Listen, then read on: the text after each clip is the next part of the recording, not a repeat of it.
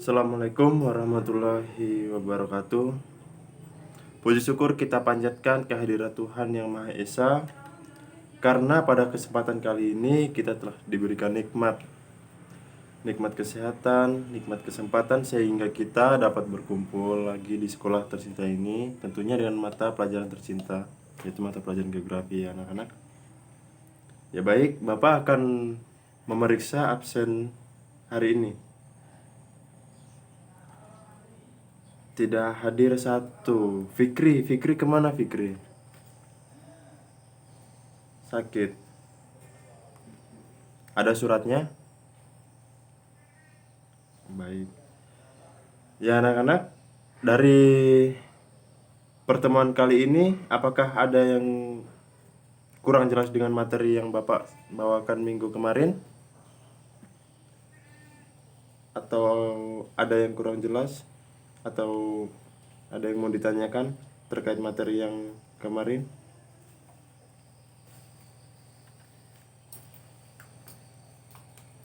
Baik, kalau sudah jelas, Bapak akan lanjut materi untuk minggu hari ini. Sebelumnya tadi malam ada yang belajar atau baca-baca materi tentang minggu-minggu yang Bapak sudah bawakan kemarin? Ya baik, kalau sudah mengerti, Bapak akan lanjut. Ya, materi hari ini adalah biosfer ya anak-anak. Sebelumnya ada yang sudah tahu apa itu biosfer?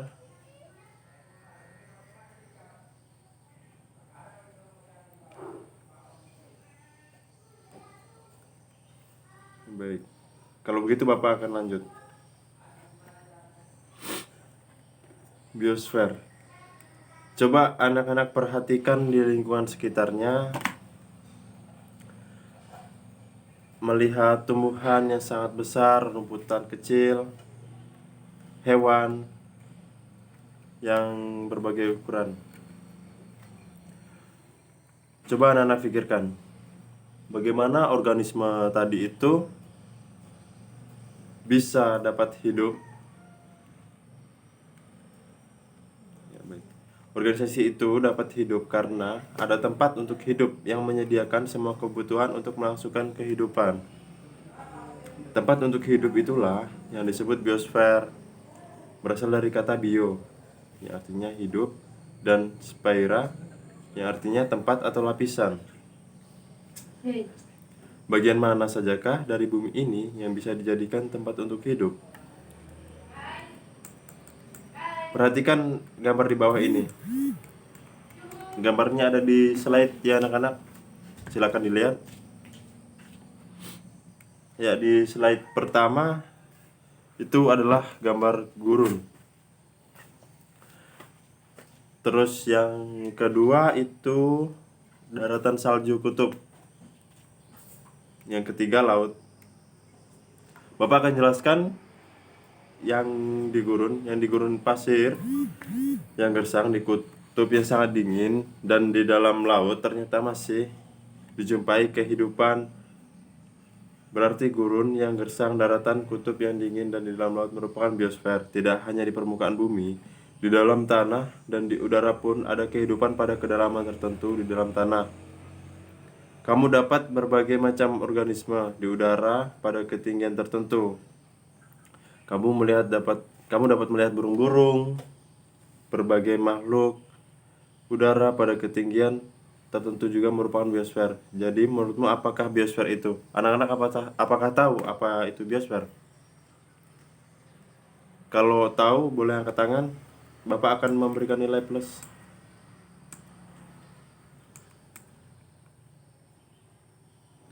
Ya baik.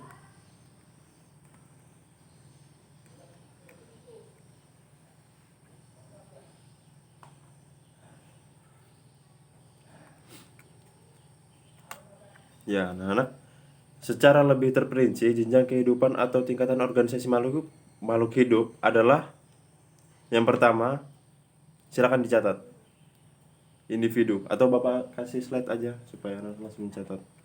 Silakan lihat di slide.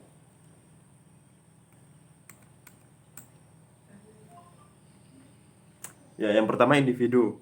Individu merupakan organisme tunggal yang termasuk dalam spesies tertentu. Contoh seekor ayam, seekor kucing, sebatang pohon pisang, sebatang pohon kelapa, dan seorang manusia. Untuk mempertahankan hidupnya, satu jenis organisme dihadapkan pada masalah-masalah yang cukup rumit, seperti untuk mempertahankan diri dari musuh atau untuk mendapatkan makanan. Jelas anak-anak? Ya, kalau jelas Bapak lanjut. Yang kedua, populasi. Populasi adalah kumpulan individu sejenis yang berkumpul dan hidup pada satu daerah dan waktu tertentu. Contoh populasi, Bapak ambil contoh populasi ayam. Ya. Contoh ayam di Desa Jatimakmur pada tahun 2000 berjumlah 5.555 ekor. Ukuran populasi dapat berubah sepanjang waktu. Perubahan ukuran dalam populasi tersebut disebut dinamika populasi atau pergerakan populasi. Jelas? Jika jelas, Bapak lanjut. Ya, baik. Yang selanjutnya yang nomor 3 di slide, komunitas. Komunitas adalah suatu kumpulan dari berbagai populasi pada suatu kawasan tertentu yang saling berinteraksi dan mempengaruhi satu sama lain. Komunitas memiliki komponen yang lebih kompleks jika dibandingkan dengan individu dan populasi. Dalam komunitas, semua komponen saling berinteraksi dengan pola yang beraneka macam. Selanjutnya, ekosistem. Ekosistem ini mencakup lebih luas daripada komunitas. Jadi, ekosistem ini adalah kumpulan dari beberapa komunitas. Mengerti anak-anak? Ya, apabila mengerti, Bapak lanjut ya. Ekosistem merupakan suatu kumpulan dari komunitas yang berbeda yang memiliki ciri khas, hubungan yang saling mempengaruhi. Contoh, tumbuhan hijau yang biasa disebut produsen, konsumen, herbivora, karnivora, dan omnivora, dan komponen dasar atau pengurai mikroorganisme seperti bakteri. Baik. Selanjutnya, bioma. Apakah anak-anak tahu bioma itu apa? Bioma adalah kumpulan dari beberapa ekosistem. Jadi bioma ini cakupannya lebih luas ya anak-anak. Jadi tadi Bapak menyebutkan dari populasi, individu, komunitas itu dari yang terkecil ke yang terbesar. Kalau bioma ini kumpulan dari beberapa ekosistem.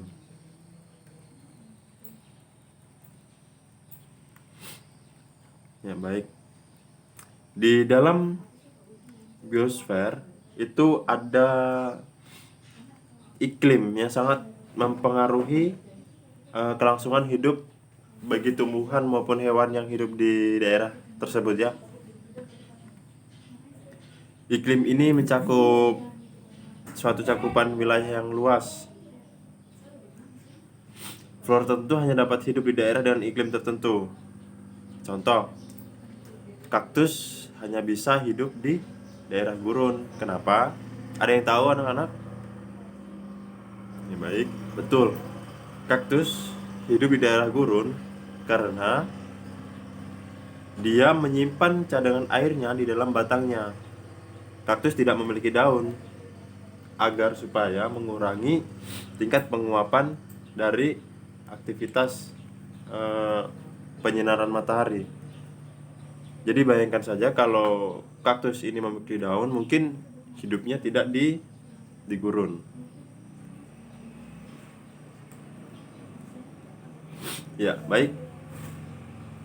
Tanaman seperti teh, apel, dan kinahnya dapat tumbuh dengan baik di daerah beriklim sejuk. Teh di iklim dingin. Contohnya kalau di Indonesia tuh di Bandung tuh banyak tuh teh. Karena di sana daerahnya dingin. iklim seperti itu dapat mendukung pertumbuhan flora tersebut. Itulah sebabnya mengapa flora tersebut tidak ditemui di dataran rendah yang beriklim panas. Ya, anak-anak tahu sendiri kan, kalau tumbuhan itu dia harus cocok dengan suhu udara, dengan penyinaran matahari di daerah tersebut. Dia memiliki karakteristik tersendiri untuk bertahan hidup ya, anak-anak ya. Sebaliknya, pohon kurma hanya bisa tumbuh dengan baik di daerah yang panas. Iklim panas mendukung kehidupan pohon kurma. Itulah sebabnya pohon kurma hanya tumbuh di daerah beriklim panas. Ya, selain kaktus tadi, di gurun juga terdapat pohon kurma. Ya, anak. Siapa yang suka makan kurma di sini? Sama, Bapak juga suka. Biasanya ketika bulan Ramadan begitu, banyak penjual kurma kok yang kurmanya bagus-bagus berasal dari Arab sana.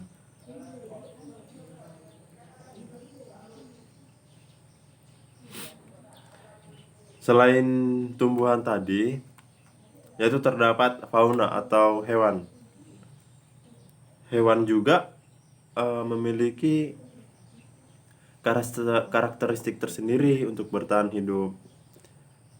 Hewan yang memiliki bulu tebal tidak bisa hidup di daerah yang panas. Contoh, beruang kutub. Beruang kutub kan memiliki bulu yang tebal. Itu berguna untuk menghangatkan diri di daerah yang dingin. Beruang kutub tidak bisa hidup di daerah yang panas atau yang hangat. Dia hidupnya di daerah yang dingin. Unta memiliki bulu yang tipis, dan keunikan unta ini memiliki paruh atau penyimpanan yang di dalam leher itu, sehingga dia apabila meminum air, dia menyimpan airnya di dalam kantung di lehernya tersebut untuk cadangan apabila air sedang tidak ada, bahkan kurang. Karena kita tahu sendiri ya anak-anak, kalau di gurun itu sumber air itu jarang, bahkan sulit untuk kita temui. Ya baik, dari materi yang Bapak bawakan tadi, apakah sudah jelas dengan materi yang Bapak bawakan? Ada yang bertanya? Saya rasa anak-anak sudah paham semua, karena anak-anak di sekolah ini pintar-pintar semua. Baik, kalau anak-anak tidak ada yang bertanya, Bapak yang bertanya ya. Bapak yang bertanya, silakan ditulis pertanyaannya di slide. Itu nanti dikumpul di jam akhir sekolah ya. Bapak tunggu di meja. Untuk pertemuan kali ini, Bapak cukupkan sampai di sini dulu, karena materi kalau Bapak bawakan terlalu banyak, nanti anak-anak juga merasa jenuh dan capek, sehingga materi yang Bapak bawakan tidak maksimal masuk di dalam pemahamannya anak-anak. Oke? Ditulis dulu soalnya, nanti Bapak tunggu di meja ya. Untuk ketua kelas nanti dikumpulkan tugasnya, nanti Bapak tunggu di meja. Oke, baik. Dari pertemuan ini, Bapak ucapkan terima kasih atas perhatian yang anak-anak berikan kepada Bapak. Apabila Bapak ada salah, Bapak minta maaf, karena Bapak juga manusia ya. Kita juga di sini sama-sama belajar. Kita sama-sama saling membutuhkan. Oke, semoga Tuhan memberikan kesempatan di lain hari, di lain waktu, supaya kita bisa bertemu lagi untuk kegiatan belajar mengajar. Bapak ucapkan terima kasih atas perhatian hari ini. Bapak akhiri, wabillahi taufiq wal hidayah. Wassalamualaikum warahmatullahi wabarakatuh.